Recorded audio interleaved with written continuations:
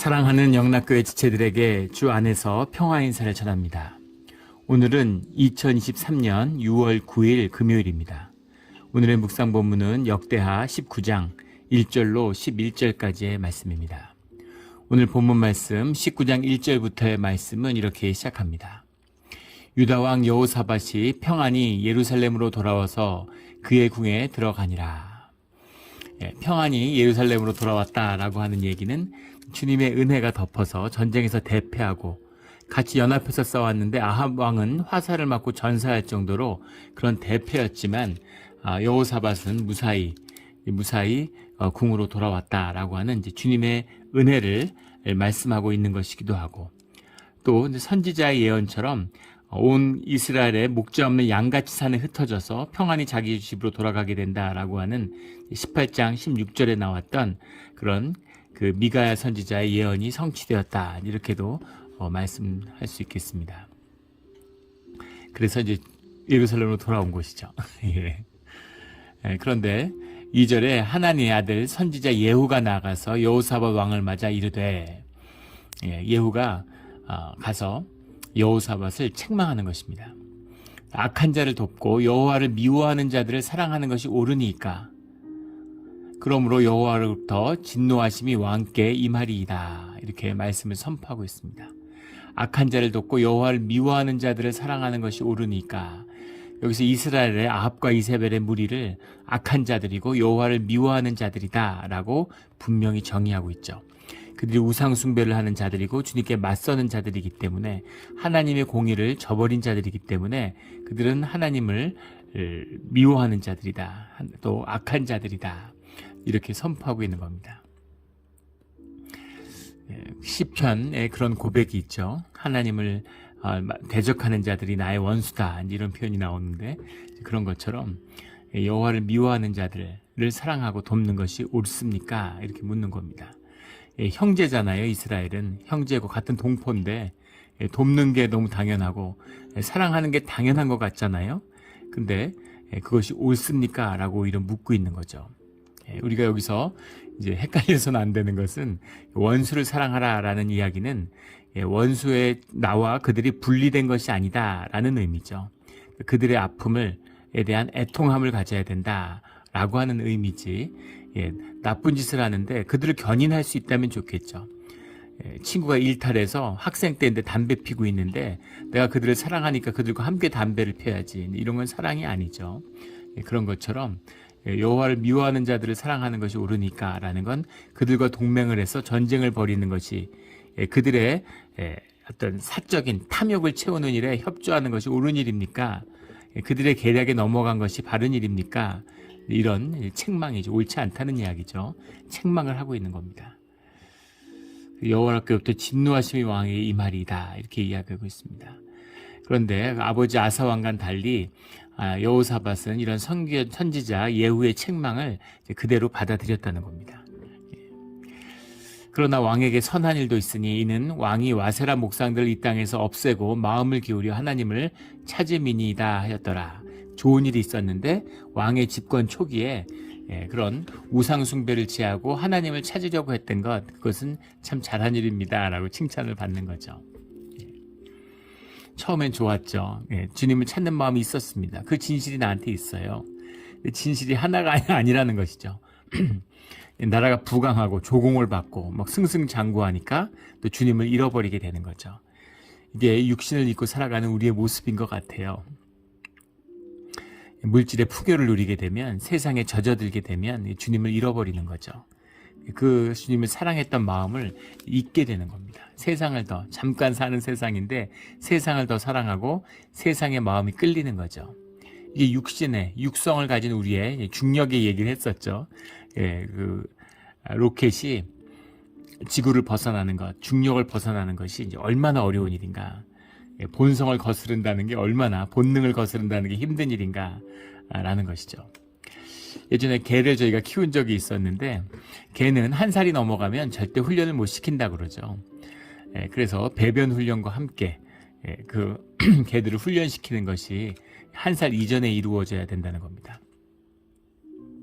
그래서 보통 이제 한 달에서 석 달 사이에 훈련이 시작돼서 1년을 하면 그것이 이제 본능화되는 거죠. 본성처럼 받아들여서 그거대로 살게 되는데 1년을 훈련시켜야 된다는 거예요. 근데 그게 쉽지 않죠.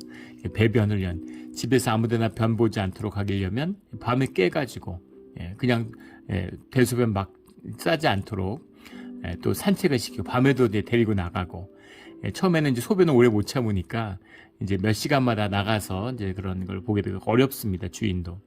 훈련을 쭉 시키는 거죠. 그렇게 1년을 훈련시키니까 애가 이제 되는 거예요. 배변 훈련도 되고, 집에서 대소변도 가리고, 짖지도 않고, 이렇게 딱 훈련이 됐습니다. 나가도 옆에 딱 붙어서 걷고, 야, 이제 훈련이 됐구나, 이렇게 생각했는데, 근데 저희 어머니가 이제 오셨어요. 어머니가 한 석 달 계셨는데, 어머니가 오신 다음에 한 2, 3주 정도 지나니까 걔가 다시 완전한 똥개로 돌아갔습니다. 어머니가 퇴소변 보면 다 치워주고 워낙 부지런하고 에너지가 많으신 분이니까 그리고 걔한테 계속 음식을 주는 거예요. 그러니까 밥 먹으면 식탁 밑에 와서 막 짖고 짖으면 먹을 거 던져주고 그러시면 안 된다 그러는데 어머니는 누구 말도 듣지 않으시죠. 그래서 뭘 개를 그런 식으로 이렇게 힘들게 하고 개가 배고프면 짖고 지우면 먹을 거 주고 그러면 되는 거지 뭘 그걸 개를 그렇게 고생을 시키냐고. 그러더니 걔가 놀라운 것은 1년을 훈련받았는데 다시 똥개로 돌아가는 데는 한 2주밖에 걸리지 않았다는 겁니다. 완전히 무너지는 걸 봤어요. 그런 겁니다. 인간이라고 다르지 않죠. 인간도 육성의 본능이 있어요. 하나님으로부터 받은 우리의 선한 본성이 있습니다. 본성을 향하고자 하는 우리의 영적인 추구와 마음이 있죠. 그러나 우리의 삶을 지배하는 본능, 육성 또한 있습니다. 육성을 다스려야 되는데 그 다스림의 권세가 바로 서지 못하면 평생 짐승같이 사는 거죠. 짐승의 지배를 받는, 세상의 지배를 받고 짐승처럼 사는 겁니다. 우리의 욕심이, 육성이, 이기심이 돈과 들러붙으면 그러면 돈이 인생에 제일 중요한 거고 돈만 알고 인색하고 자기 삶과 관계를 다 파괴하면서 그렇게 살아가게 되는 것이죠. 그런 겁니다. 그래서 좋은 뜻으로 좋은 마음으로 주님의 뜻을 향하고 주님의 은혜가 함께 했는데 그런데 승승장구하고 세상에서 잘 되다 보니까 그러니까 그 본능이 다시 그런 여느 왕처럼 그렇게 돼서 영이 어두워지고 마비됐던 겁니다. 그래서 아합하고 사돈을 맺고 유다를 이게 이제 지옥문을 연 거죠. 구렁텅이로 몰아간 것입니다. 그러나 그에게 선한 일도 있고 우상숭배를 멀리하는 마음도 있었다라는 겁니다. 그렇다면 아사도 마찬가지고 많은 왕들이 다 마찬가지죠. 그렇다면 왜 여호사밧은 결국은 하나님의 선하고 정의로운 그런 하나님의 세운 왕이었다라는 그런 평가를 받게 되는 것인가라는 거죠. 뭘 봤길래? 아합하고 사돈을 맺었는데 아세라상만 깨면은 선한 왕이 되는 건가요? 뭘까요 도대체? 이것이 오늘 말씀의 4절에 나오는 여호사밧이 예루살렘에 살더니 다시 나가서 이 말씀입니다. 오늘 핵심 어휘가 다시 나갔다라는 건 자신이 재임 초기에 있었던 사람들을 찾아서 지방으로 다니면서 하나님의 율법을 바로 세우려고 했던 하나님의 공의를 바로 세우려고 했던 그 삶의 자리로 돌이켰다 이 뜻이죠. 주님의 책망이라는 건 돌이키기 위한 것이잖아요. 우리 예전에 부모님들이 야단치면 다 너 잘되라고 선생님들이 다 너 잘되라고 그랬다고 그러잖아요. 주님의 책망은 우리가 잘되고 복을 받게 하기 위한 것이죠. 주님께 돌이켜야 돼요. 책망받는 것 자체가 싫어지는 거죠. 에고의 인간이 되면 거짓 내가 내 중심을 딱 또아리를 틀고 에고가 되면 무슨 말을 해도 다 기분 나쁜 거예요. 나를 높여주고 나를 세워주면 기분 좋다 그러고 나에게 책망을 하면 불쾌하고 기분 나쁜 것이죠. 그런데 여호사밧이 그 책망하는 아버지 아사는 책망하는 선지자를 목에 가두었잖아요. 그런데 여호사밧은 그 책망을 받아들였다는 것이죠. 이것이 중요한 겁니다. 주님께 돌이켜야 되는 거예요. 이게 가장 여호사밧에서 핵심적인 것입니다. 책망을 받고 돌이켰다. 주님의 음성을 직접 듣지는 못할 만큼 영이 어두워졌지만 그 말씀을 선지자를 통해 받았을 때 그 주님께 순종하는 그런 마음은 잃지 않은 여호사밧이었다라는 거죠. 우리 늘 빗나가더라도 죄를 짓더라도 주님의 책망 가운데 주님께 돌아오는 우리 모두가 되기를 주의 이름으로 축원합니다. 여호사밧이 예루살렘에 살더니 다시 나가서 브엘세바부터 에브라임 산지까지, 이게 유다의 지경이 된 거죠. 이스라엘 지경을 얘기할 때는 단에서 브엘세바까지라고 얘기하는데 브엘세바에서 에브라임 산지까지가 이제 유다의 지경이 된 겁니다. 민간에 두루 다니며 그들의 조상들의 하나님 여호와께로 돌아오게 하고, 가서 주님의 율법에 기반한 또 말씀에 기반한 통치의 회복을 위해서 힘썼다, 이런 말이죠. 또 5절에 또 유다의 온 나라의 견고한 성읍에 재판관을 세우되 성읍마다 있게 하고, 그래서 어디나 재판이 없을 수는 없겠죠. 어디나 그 시족의 지도자들이 있고 장로들이 있어서 재판을 행할 수 있는데, 그런데 하나님의 모세 율법에 기초한, 말씀에 기초한 그런 공의의 재판이 실시되었다라는 겁니다. 6절에 재판관들에게 이르되 너희가 재판하는 것을 사람을 위하여 할 것인지 여호와를 위하여 할 것인지를 잘 살피라, 이렇게 말씀하고 있습니다. 너희가 재판할 때 여호와께서 너희와 함께 하심이라. 재판장이 주님이시다. 주님의 뜻을 구하고 주님의 공의를 세우는 그런 재판을 해라라는 겁니다. 이것이 또 사회가 번성하는 힘이기도 하죠. 이거 얼마나 어려운 일입니까? 법대로 한다는 것. 사람이 하는 거잖아요. 사람이 하는 것이죠. 미국에서 FRB가 세계의 경제의 중심이 됐죠. 미국 연방제도 준비이사회인데 달러가 이 세계 공통화폐가 되니까, 그 통용하는 화폐가 되니까, 그러니까 달러의 그 금리를 이 발행을 주관하는 FRB가 세계 경제의 세계 중앙은행이 된 거죠. FRB의 이사들이 모여서 회의를 하는데, 회의를 하기 며칠 전, 한 달 전부터 난립니다. 세계 경제 거기에 초점을 맞추고 있죠. 그런데 그 워렌 버핏 같은 미국의 세계 최고의 투자자잖아요. 근데 그 사람이 FRB가 금리를 올릴 건가 멈출 건가 내릴 건가, 올리면 얼마나 올릴 건가 내리면 얼마나 내릴 건가만 예측할 수 있으면 돈은 앉아서 떼돈을 버는 것이다. 돈은 그냥 앉아서 버는 거라고, 돈 버는 게 제일 쉽다, 이렇게 얘기를 하는 겁니다. 근데 그걸 안다고 그걸로 돈을 어떻게 벌 수 있는지 막막하죠. 그런데 경제활동을 하는 사람들, 그 중심에 있는 사람은 그것만 알면 되는 거죠. 근데 그걸 미리 아는 사람들이 있을까요, 없을까요? 사람들이 하는 일인데, 연방 제도이사들이 각 지역별 연방은행 총재들이 있는데, 연방 FRB에 그것을 연구하고 예측하는, 금리만 연구하는 경제학자가 1000명이 넘는다고 그러죠. 사회가 부패하면 그걸 아는 사람들이 당연히 있겠죠. 지금 FRB 의장하는 사람이 주식 투자를 하는 게 문제가 돼서 작년에 크게 뉴스에서 윤리 문제로 부상한 적이 있었습니다. FRB 의장이 자기가 금리를 조절하는 걸 발표하는데, 자기가 그 전에 금리 올리기 전에 팔고 내리기 전에 사고 이러면 떼돈 벌지 않겠어요? 엄청난 부를 축적했다, 이런 게 문제가 됐습니다. 한국 같으면 감옥 갈 것 같은데 그런 게 크게 문제가 안 돼요. 그리고 한국에서도, 미국도 마찬가지죠. 완전히 사회가 양극화돼가지고 극단적인 대립의 정치를 합니다. 파벌화돼 있고 이렇게 되니까 보수와 진보로 미국의 대법원도 갈려져 있죠. 한국도 마찬가지죠. 그러니까 그걸 무슨 재판에 대한 연구 결과를 하는 글을 본 적이 있는데, 그런 판사들의 임기 가운데 법의 공의, 법의 정의가 아니라 자기 파벌의 이익만 추구한다는 거예요. 어처구니 없는 것이죠. 그런 일들이 이제 벌어진다는 겁니다. 그러면 사법적인 정의, 재판의 공정이 무너지는 거죠. 사회가 어떻게 되겠어요? 사회가 어떻게 되겠습니까? 한국에서도 전 정권의 법무장관이었는데 딸이 무슨 그런 입학 그런 걸 조절했다가, 그렇게 조작했다가 이제 그게 문제가 돼가지고 이제 실형을 선고받았죠. 근데 재판을 3년, 4년, 5년을 끌어가지고 감옥도 안 가고 계속 유죄를 받아도 재판만 하고 있는 겁니다. 그리고 딸은 기소조차 되지 않았어요. 성인인데. 근데 예전에 우리가 기억할 겁니다.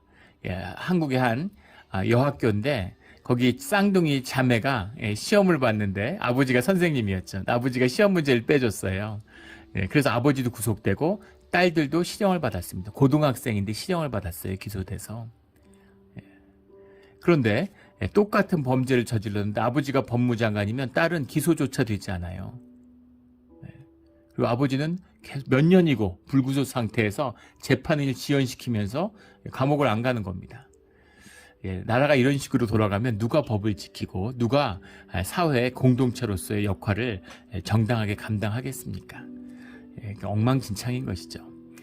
정권이 바뀌면 전 정권에서는 무죄였는데 이번 정권에서는 유죄가 되고 또 그 반대로 되고, 미국도 철저히 파벌이나 그런 이념에 기초한 그런 식으로 법을 운영하니까 나라가 완전히 두동강 날려고 하는 거 아니겠어요? 누구도 법의 지배에 동의하지 않는 미국 같은 나라가 법의 지배가 무너지면 그러면 완전히 그냥 공중분해 되는 거겠죠. 내전이 일어나고 총이 4억 정이 풀려 있다는데, 이 법의 지배로 끌고 왔던 나라잖아요. 근데 법의 지배라는 게 도대체 뭡니까? 공정한 법이라는 게 뭐예요? 법이라는 게 공정하다는 것은 법의 정신이 존중받을 때죠. 법의 정신이 존중받고 법에 의한 지배라는 것이 가능했던 건 그 뒤에 기독교의 문명이 있었기 때문입니다. 미국에서 재판할 때, 미국에서 뭐 이렇게 선서할 때, 증인 선서할 때 성경에 손을 얹잖아요. 하나님 앞에서 내가 정직을 맹세하는 거죠.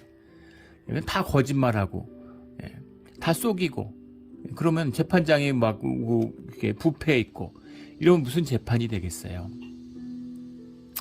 이제 그런 거죠. 근데 그 법의 정신, 하나님이 재판장이시다. 하나님이 너희와 함께한다. 그래서 공의의 재판, 주님의 뜻에 따른 그런 재판을 세워라 라는 것을 이 여호사밧이 개혁을 통해서 행했다라는 겁니다. 그래서 귀한 것이죠. 이게 쉬운 것이겠습니까? 귀한 것입니다. 그런 용기를 가지고 주님과 함께하는 개혁을 해나갔다라는 거죠. 이 여호사밧이 사실은 참 아이러니하죠.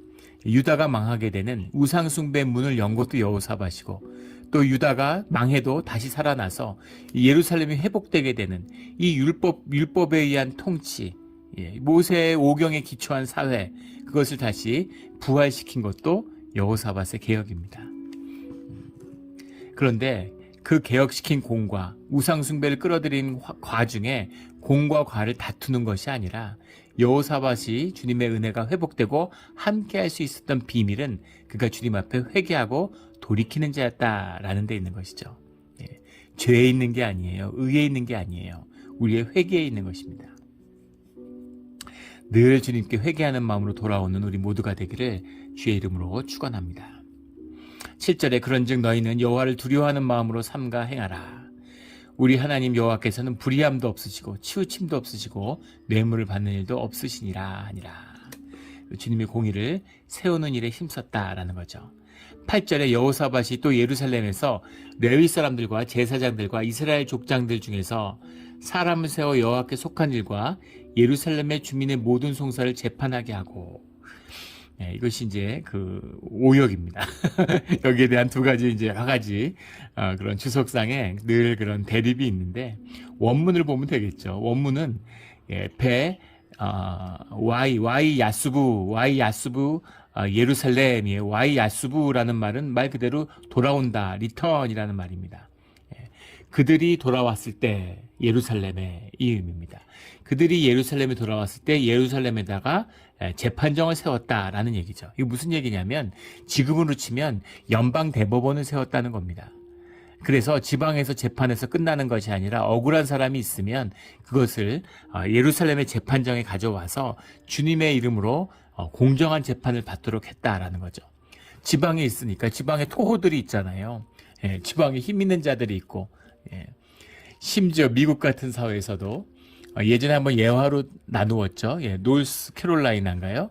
거기서 연쇄살인범이 있었는데 그 로우펌의 이제 대표였죠.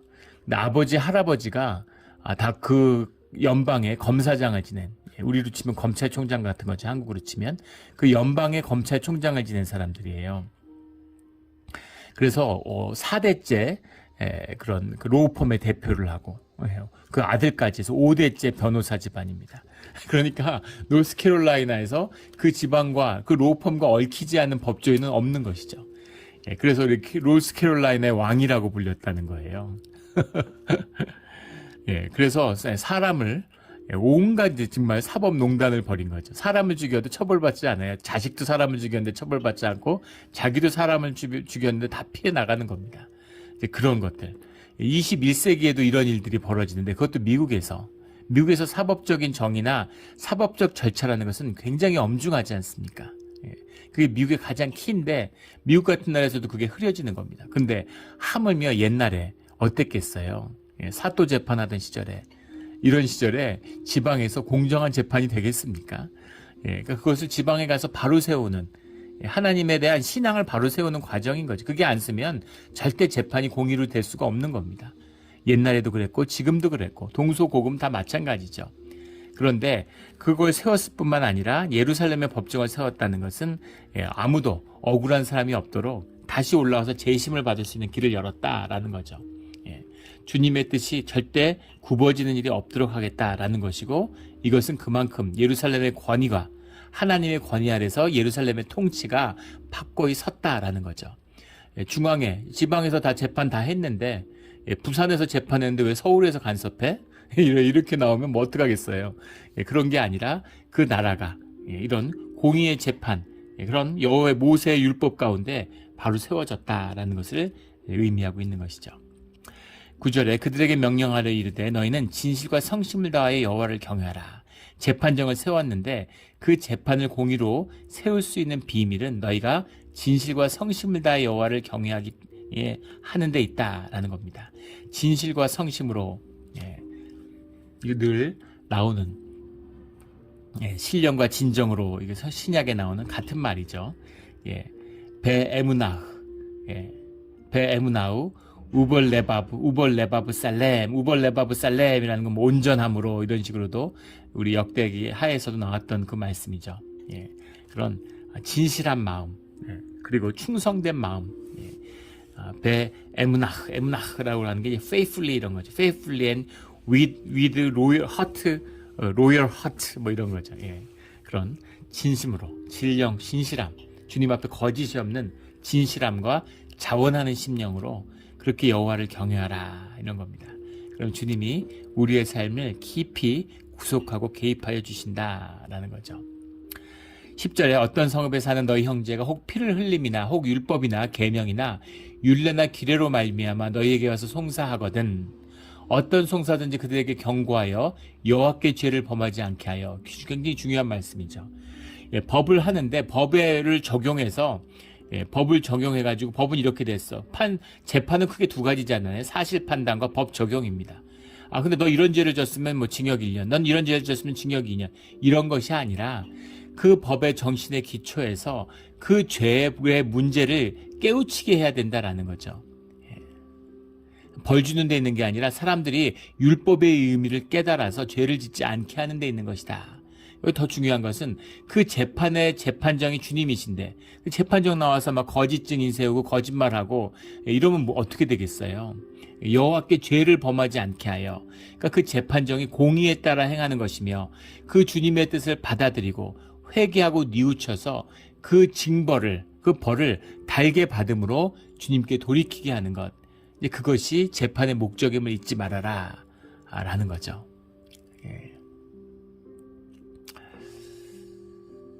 이것이 이제 재판의 중요한 것입니다.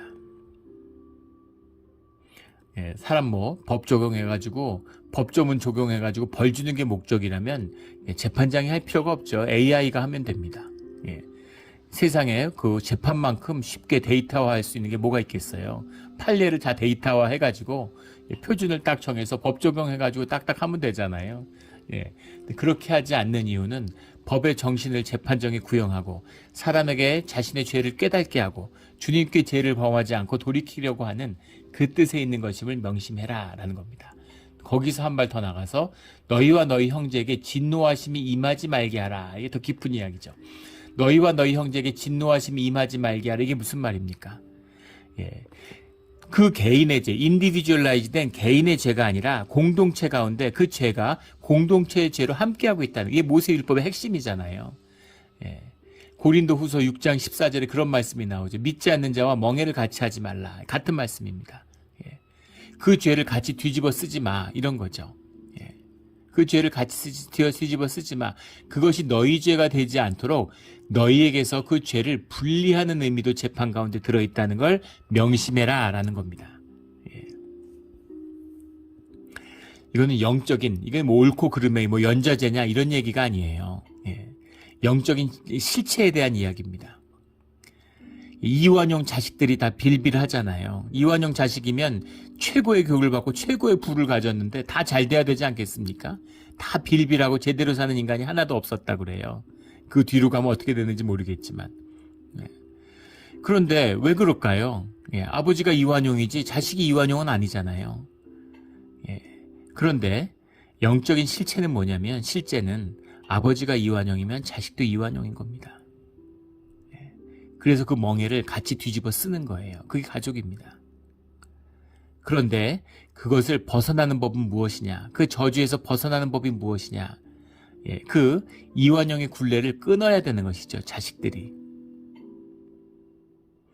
예. 주님을 여호와 하나님을 아버지로 영접함으로 그 육신의 아비의 굴레를 그 영적인 굴레를 끊어야 되는 겁니다.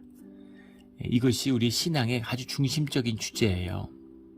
그런 것이 없으면 인생 가운데 십자가가 없으면 부모의 삶을 반복하게 되어 있습니다.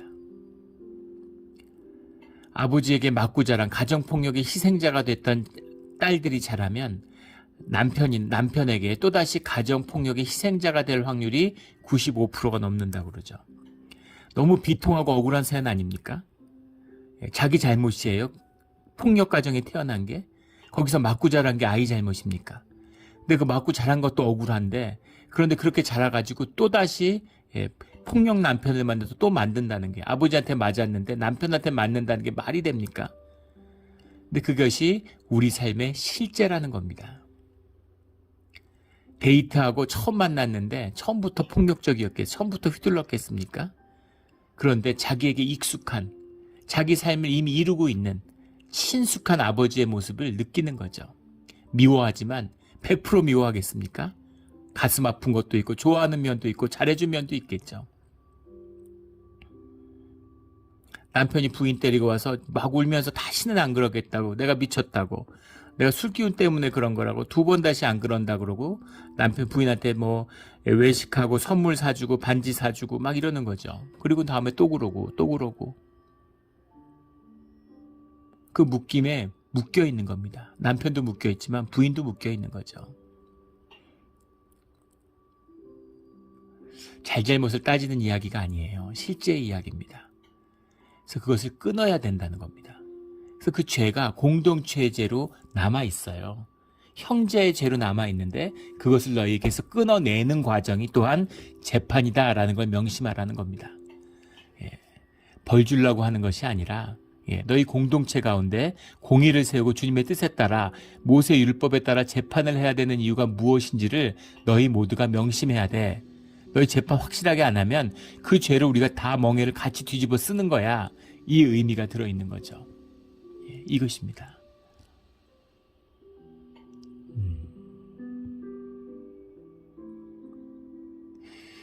옳은 비운지 모르고 잘못 들으면 굉장한 논란이 될 수 있는 이야기입니다. 이런 얘기는 안 하는 게 좋겠는데 2차 대전 때 연합군 측에 많은 사람들이 피해를 입었어요. 일본이 동남아에 진주하면서 또 필리핀에서 수많은 미군 포로가 잡히고 인도네시아 같은 데서는 민간인들도 많이 포로로 잡혔습니다. 지옥의 행진이라고 해가지고 행군이라고 그래서 행군시키면서 사람들을 때리고 뭐 박해하고 무수한 뭐 폭행, 폭력 사건이 일어나고 이런 일들이 많았습니다. 위안부들도 그 성노예죠. 조선, 중국뿐 아니라 필리핀뿐 아니라 뭐 네덜란드 여성들 그런 현지에 살던 여성들도 그런 일들을 당했죠.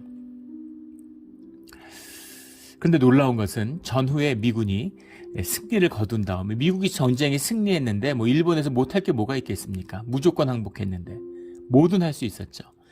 그런데 그런 일본에 대해서 배상을 묻는 그런 민간의 소송에 대해서 모두 그 소송을 미국 법정이 기각합니다. 당신들의 피해는 국가의 승리로 보상받았다. 옳고 그름의 문제가 아니고 맞냐 틀리냐의 문제를 얘기하려는 게 아니라 그것으로서 미국이 일본과 새로운 출발을 할 수 있었다는 거예요. 그런데 한국에서는 이제 그런 식의 판결, 그 판결을 그 80년 전, 70년 전, 80년 전에 있었던, 90년 전에 있었던 그런 징용에 대한 판결을 지금도 사법부가 개인의 사법권을 허용하잖아요. 그걸 허용해가지고 그 개인의 갈등들이 지금 국가 간의 갈등으로 번져가지고 나라 간에 굉장히 어려움을 겪는 것이죠. 옳고 그름의 문제가 아니라 초점의 문제를 이야기하는, 재판이 얼마나 많은 영향을 미치는가라는 걸 이야기하는 겁니다. 그 개인의 아픔, 그 개인이 겪은 굴레를 민족이 뒤집어 쓴 것이죠. 같이 쓰는 겁니다. 국가가. 쓸 수도 있겠죠. 그런데 공의가 무엇이냐, 공의가 무엇이냐, 하나님의 뜻이 무엇이냐, 그런 것을 세우지 않으면 그 삶의 굴레에서 절대로 구성원들이 풀려나지 못한다라는 거죠. 뭐가 그런 영적인 묶임이 있어야, 뭐가 그런 거에 이렇게 묶여, 이렇게 생각하시는 분들은 지금의 묶임을 한번 보세요. 그런 갈등으로. 그분들이 아프지 않다는 것이 아니고 그분들이 억울하지 않다는 것이 아니에요. 그 얘기가 아니라 그 아픔의 굴레를 민족이, 국가가 그 굴레에 묶일 수 있다라는 이야기를 예로 드는 겁니다. 그것처럼 그 너희와 너희 형제에게 진노하신, 너희 형제가 죄를 지었지, 근데 그 죄의 굴레가 너희를 묶을 수 있다라는 겁니다. 그래서 그걸 묶지 않도록 재판 잘해야 된다, 이 얘기예요. 굉장히 중요한 말씀입니다. 우리 이런 깊은 말씀을 깨달아 주님의 뜻 가운데 어떤 굴레에도 묶이지 않는 자유한 주의 자녀들이 되기를 주의 이름으로 축원합니다. 그걸 끊어주시려고 주님이 십자가의 못을 박히셨어요. 그걸로 모두 끝나는 겁니다. 그 이상의 죄, 그 이상의 뭐가 있겠습니까? 죄 없는 주님이 우리의 죄사함을 위해 십자가에 못 박혔는데, 벌 중에 최고의 벌이 뭐가 있습니까? 결국 사형이잖아요. 이 주님이 십자가에 피를 흘리셨는데 우리가 용서받지 못할 죄가 뭐가 있겠습니까? 그 말씀을 하시는 거죠. 그것을 풀 수 있는, 용서받을 수 있는 길은 십자가밖에 없다. 여호와 주님의 밖에 없다라는 것을 말씀하고 있는 겁니다. 11절에 여호와께 속한 모든 일에는 대사장 아마랴가 너희를 다스리고, 대제사장 아마랴는 다윗이 세운 사독의 6대 손이죠. 아살의 아들 그 아마랴가, 여호와께 속한 모든 일이란 무엇이냐, 이거는 이제 주님의 율법에 속한, 모세의 율법에 속한 일들이고, 왕에게 속한 모든 일은, 왕에게 속했다는 일은 말은 무슨 말이냐면 민사소송, 민간의 소송의 얘기, 사업하다가 손해를 봤는데 이게 네 책임이 크냐 내 책임이 크냐 뭐 이런 얘기들, 그런 것들은 이제 왕에게 속한 일이다라는 거죠. 유다 지파의 어른 이스마엘의 아들 스바랴가 다스리고, 레위 사람도 너희 앞에 관리가 되리라. 이거 전부 재판에 관한 얘기죠. 그것이 종교 재판의 이야기냐 아니면 민사 재판의 이야기냐, 그런 것. 그리고 그것은 이제 하나님의 뜻에 따른 제사를 행하는 것처럼 레위 사람들이 그 일들을 주관해서 하나님의 뜻에 따라서 하게 해라, 이런 말이죠. 너희는 힘써 행하라. 여호와께서 선한 자와 함께 하실지로다 하니라. 아멘. 주님의 뜻 가운데 말씀으로 회복되는 역사가 여호사밧에서 돌이켜졌다라는 겁니다. 아름다운 얘기죠. 잘 됐다가 망했다가 다시 잘 된 겁니다. 끝이 좋아야죠. 끝이 좋으면 되는 겁니다. 해피엔딩. 에벌 애프터가 되지 못했지만 해피엔딩으로 주님의 선한 일로 삶이 마무리가 된 것입니다. 우리의 삶도 이처럼 많은 죄 가운데 살지만 주님께 돌이켜서 그 끝은 해피엔딩이 되기를 예수 그리스도 이름으로 축원합니다. 아멘. 함께 기도드리겠습니다. 하나님 아버지, 감사합니다. 오늘 여호사밧의 삶을 통해서 돌이키고 회개하는 것이 얼마나 중요한 것임을 말씀하여 주시니 감사합니다. 우리가 알고 죄를 짓고 또 모르고 죄를 짓습니다. 하지만 주님 안에서 깨달아 주님이 회개의 마음을 주실 때 주님께 돌이키는, 다시 나아가는 삶으로, 행동으로 주님께 돌이키는 우리의 믿음이 되게 하여 주시옵소서. 오직 주님만이 하실 수 있음을 압니다. 주님 믿습니다. 믿음을 더하여 주시옵소서. 감사하며 예수 그리스도의 이름으로 기도드렸습니다. 아멘.